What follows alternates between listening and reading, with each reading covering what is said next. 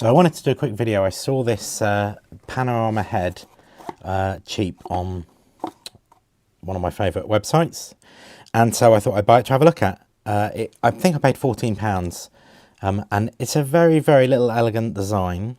It's this ball shape. It's got a tripod screw on the top and a tripod socket on the base, and then these petals fold out to make it stand up. It comes with a GoPro connector, a charge cable, a little clamp for a mobile phone, which I don't think I'd be too happy to use. The idea is that you clamp your phone in that space, which I don't know if it would do the touchscreen any good, and some little instructions, and a remote control. So if I just stick I'll just stick a frame on there just so you can see it turning. So it's got a small power button you push to turn it on, and then using the remote control, it'll rotate. You can adjust the speed, so that is the slowest speed that it'll turn, which I would guess is roughly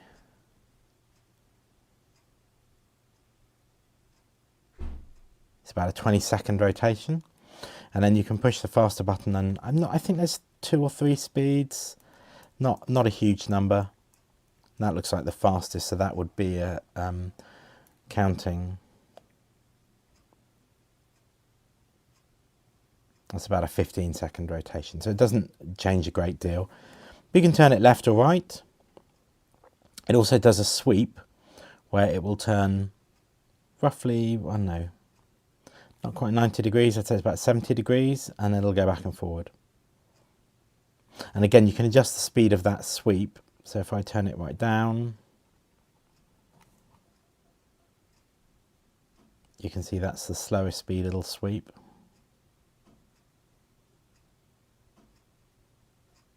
In fact, I think that's sweeping a smaller angle.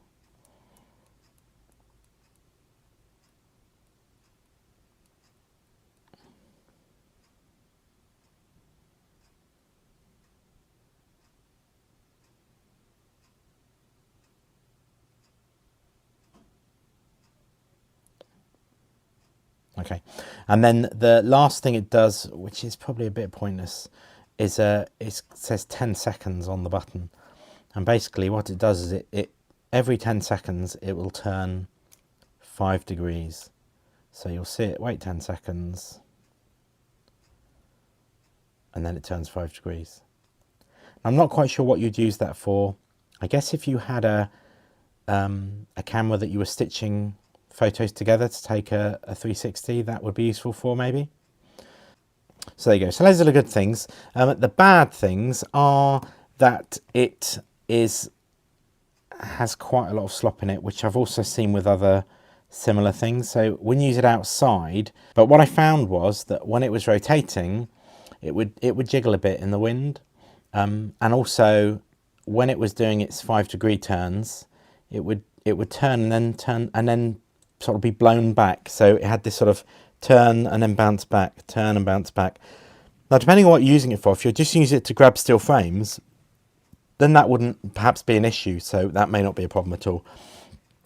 But for video, it's a bit odd.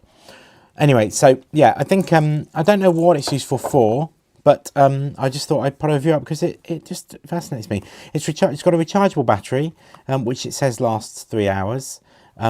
It just comes with a little USB cable to charge it with. It's such a little neat, clever design. Very, very neat. It's the sort of thing that I would just have just in case I could use it for something. That's not much more to say about it. Oh, the thing I was going to test was the audio volume, because I know that is something that I've been asked before. So purely just to answer that, what I will do is I will record and I will do a sweep.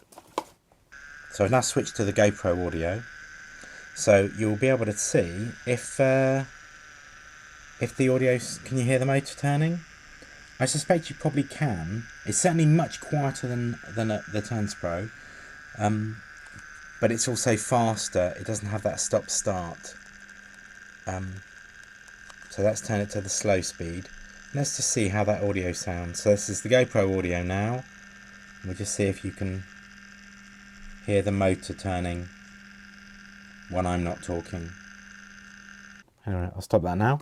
There, so anyway, I hope that's useful. And I'll put a link below to the item, but you might find it cheaper somewhere else, so don't buy it just because I've linked to it. I hope that's useful. I'll put some clips that I took with it after this, just so you can see the how it looks.